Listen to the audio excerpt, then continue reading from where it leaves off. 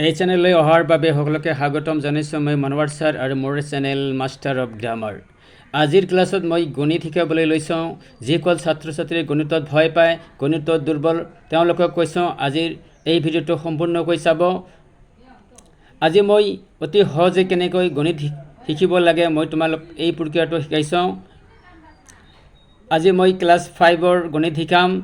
তোমালোকে স্ক্ৰীনত দেখিবলৈ পাইছে এই অধ্যায়টো হ'ল অসম জাতীয় বিদ্যালয়ৰ পাঠ্যপুথিৰ অন্তৰ্গত অনুশীলনী 1A।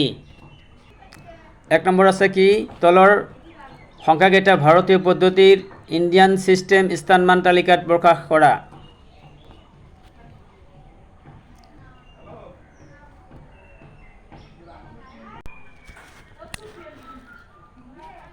সমাধান এইটো এনেকৈ কৰিব লাগে। ভাৰতীয় পদ্ধতিৰ স্থানমান তালিকা লিখাৰ পিছত তোমালোকে ইয়াত একক, দশক, শতক, হাজাৰ, অযুত, লাখ, নিযুত, কোটি এইবিলাক মুখস্থ কৰি ল'বা।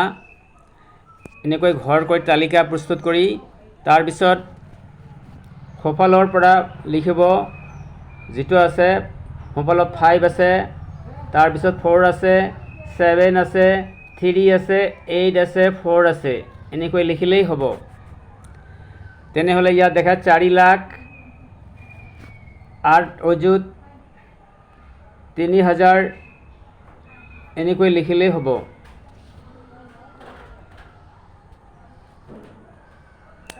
পিছৰটোতো এনেকৈ লিখিব 6 5 3 6 3 1 2। তাৰপিছততো এনেকৈ সজালে হ'ব 7 3 6 0 0 5 6 4 3 5 0 1 7 4 3 2 9। তাৰপিছততো ই নম্বৰটো আছে 1 9 0 4 9 6 2 9 3 7। এনেকৈ তালিকাত লিখিলেই হ'ল, অতি সহজেই সমাধান কৰিব পাৰি। এতিয়া দ্বিতীয় প্ৰশ্নটোলৈ আহোঁ। কুৱেশ্যন নম্বৰ 2 কি আছে, তলৰ সংখ্যাকেইটা আন্তৰ্জাতিক পদ্ধতিৰ ইণ্টাৰনেশ্যনেল ছিষ্টেম স্থানমান তালিকাত প্ৰকাশ কৰা। আন্তৰ্জাতিক পদ্ধতিত আগৰটো আছিল 1 নম্বৰটো আছিল ভাৰতীয় পদ্ধতিৰ, এইটো হৈছে আন্তৰ্জাতিক পদ্ধতিৰ নম্বৰ। সংখ্যাকেইটা চাই লোৱা, ABCDE এই 4-5টা আছে। কেনেকৈ কৰিব লাগে এই তালিকাখন কেনেকৈ সজাব লাগে মই শিকাবলৈ লৈছোঁ, চাই লওক। আন্তৰ্জাতিক পদ্ধতিৰ স্থানমান তালিকা এনেকৈ লিখাৰ পিছত ইয়াতো একক, দশক, শতক, হাজাৰ। তাৰপিছত হাজাৰত 3টা ঘৰ আছে, 1000, 10,000, 100,000 এই 3টা হাজাৰৰ ঘৰ। তাৰপিছত মিলিয়নৰ 3টা ঘৰ আছে, মিলিয়ন, 10 মিলিয়ন আৰু 100 মিলিয়ন এইটো এটা ঘৰ। তাৰপিছত বিলিয়ন হয়। এইকেইটা মুখস্থ কৰিব ল'বা। একক, দশক, শতক, হাজাৰ, 10,000, 100,000, মিলিয়ন, 10 মিলিয়ন, 100 মিলিয়ন, তাৰপিছত বিলিয়ন। তাৰপিছত এটা আছে ট্ৰিলিয়ন, এইটো তোমাক নালাগে। এই নম্বৰটো ইফালৰ পৰা লিখিবা।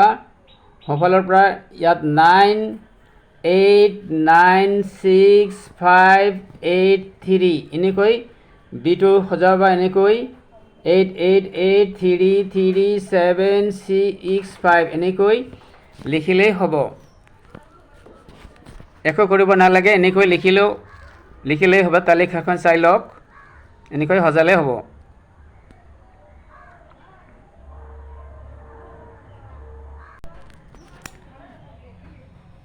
কুৱেশ্যন নম্বৰ 3 কি আছে, তলৰ সংখ্যাবোৰ ভাৰতীয় পদ্ধতিত উপযুক্ত স্থানত কমা দি লিখা। ভাৰতীয় পদ্ধতিত কমা দিব লাগে।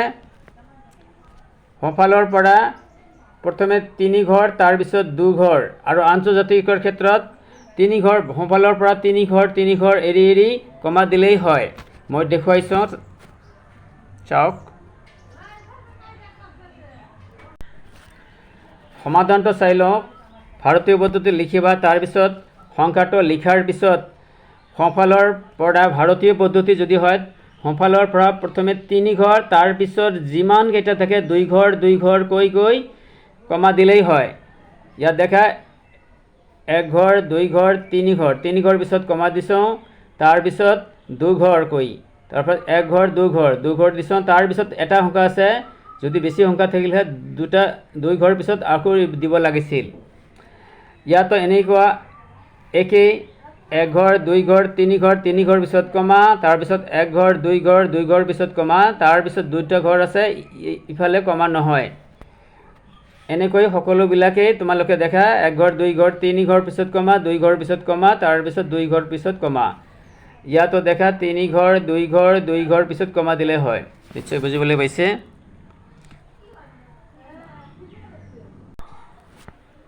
কুৱেশ্যন নম্বৰ 4 কি আছে, তলৰ সংখ্যাবোৰ আন্তৰ্জাতিক পদ্ধতিত উপযুক্ত স্থানত কমা দি লিখা। কমা দিব কৈছে, আৰু আন্তৰ্জাতিক পদ্ধতিত কেনেকৈ হ'ব, 3 ঘৰ 3 ঘৰ সোঁফালৰ পৰা 3 ঘৰ পিছত দিলেই হয়।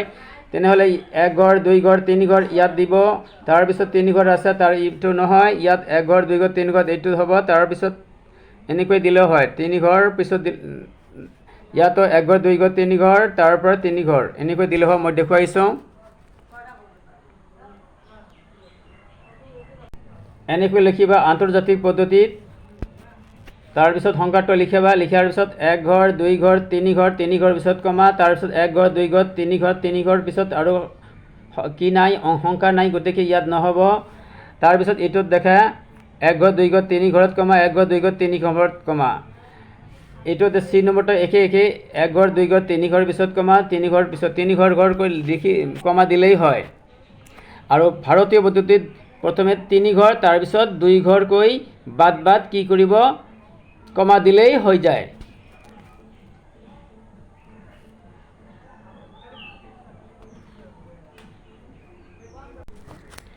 কুৱেশ্যন নম্বৰ 5 কি আছে, তলৰ সংখ্যাকেইটা অংকৰে লিখা। ইন ফিগাৰ, অংকৰে লিখা অৰ্থাৎ সংখ্যাৰে লিখিব কৈছে।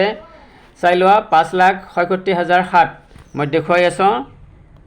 5 নম্বৰটো চাওঁ কি আছে, 5,67,007। ইয়াত 5 লাখ কমা দিবা, তাৰপিছত 67,000 কমা দিলে ভাল হয়, কমা নিদিলেও হ'ব। তাৰপিছত 007, তাৰপিছত 23,49,602, 23,49,600 মিষ্টেক হৈছে, এতিয়া 6 হ'ব, 602। তাৰপিছত 8,35,09,018, 8,35,918। তাৰপিছত 23,01,06,003, 33,33,000 পিছত কমা দিলে ভাল হয়, 1,06,003।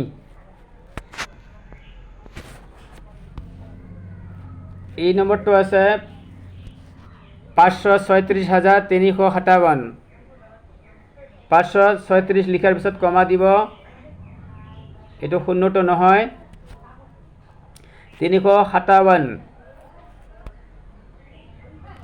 তাৰপিছতটো আছে 7,970,002, 7,970,002 কমা দিলেই ভাল হয়।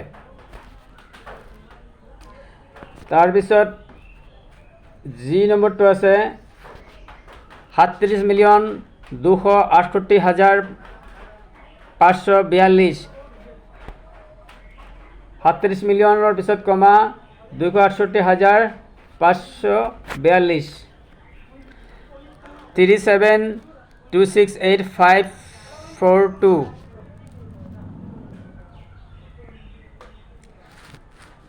শেষত এইচ নম্বৰটো আছে কি আছে, 4,370,888,003, 43,18,88,8,003। 6 নম্বৰটো কি আছে, তলৰ সংখ্যাবোৰ ভাৰতীয় পদ্ধতিত আখৰেৰে ইন ৱাৰ্ড লিখা। আখৰেৰে লিখিব লাগে। সংখ্যাকেইটা চাই লওক কি আছে, মই দেখুৱাইছোঁ। ভাৰতীয় পদ্ধতিত আখৰে লিখাৰ পিছত এই নম্বৰটো কি সংখ্যাটো লিখাৰ পিছত গণনা কৰি চাব, ইফালৰ পৰা একক, দশক, শতক, হাজাৰ, অযুত, লাখ। তেনেহ'লে লাখ আছে 46,29,170। বানামকেইটা চাই লওক। বি নম্বৰটো আছে একক, দশক, শতক, হাজাৰ, অযুত, লাখ, নিযুত, কোটি। 3,03,000,000 95,10,390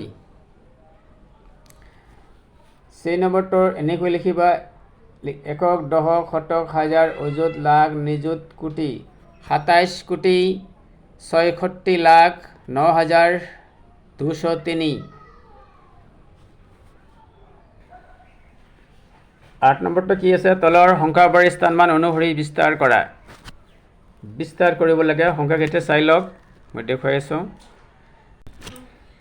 8 নম্বৰ বিস্তাৰ লিখাৰ পিছত সংখ্যাটো লিখিব লিখাৰ পিছত 8 লিখিব প্ৰথমে এই 8টো ইয়াত লিখা হ'ব 8টো লিখাৰ পিছত 8ৰ পিছত কেইটা ঘৰ আছে এটা দুটা তিনিটা চাৰিটা পাঁচটা গতিকে পাঁচটা শূন্য দিলে হ'ব তাৰ পিছত 1 আছে 1 লিখাৰ পিছত কেইটা ঘৰ আছে চাৰিটা ঘৰ আছে চাৰিটা শূন্য তাৰপৰা 2 লিখাৰ পিছত তিনিটা শূন্য তাৰপৰা 4 লিখাৰ পিছত তিনিটা তাৰপৰা 1 আছে 1ৰ পিছত এটা তাৰ পিছত 5ৰ পিছত শূন্য নাই খালি 5 এনেকৈ সকলোবিলাক লিখিব ইয়াত 1 আছে 1 লিখাৰ পিছত ঘৰ কেইটা আছে এটা দুটা তিনিটা চাৰিটা পাঁচটা ছয়টা শূন্য তাৰপৰা 5 লিখাৰ পিছত পাঁচটা শূন্য তাৰপৰা 3 লিখাৰ পৰা চাৰিটা তাৰপৰা তাৰ পিছত 4 লিখাৰ পৰা দুটা তাৰপৰা 6 লিখাৰ পৰা এটা তাৰপৰা 9 এনেকৈ সহজে লিখিব পাৰি এইটোত এনেকৈ দৰে লিখিব কুৱেশ্যন নম্বৰ 9 এইটো শেষৰ প্ৰশ্ন তলৰ সংখ্যাবোৰ ঘেৰ দিয়া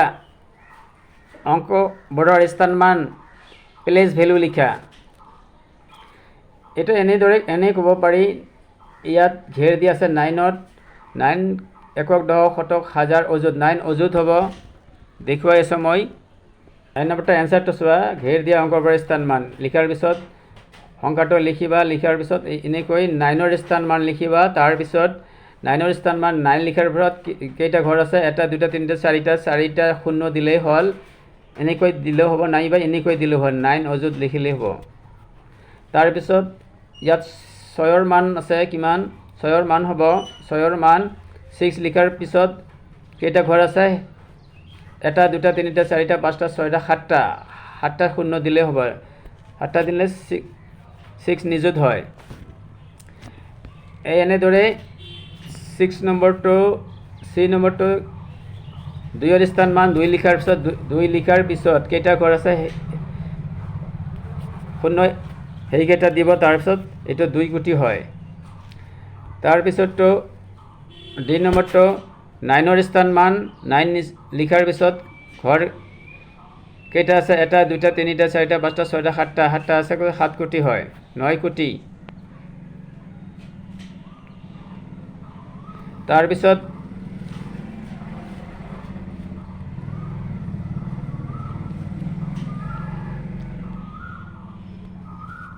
শূন্যৰ স্থানমান শূন্যটো লিখাৰ পিছত যিকেইটা ঘৰ আছে সেইকেইটা শূন্য দিব এটা দুটা তিনিটা চাৰিটা পাঁচটা ছয়টা তেনেহ'লে 0 নিযুত হ'ব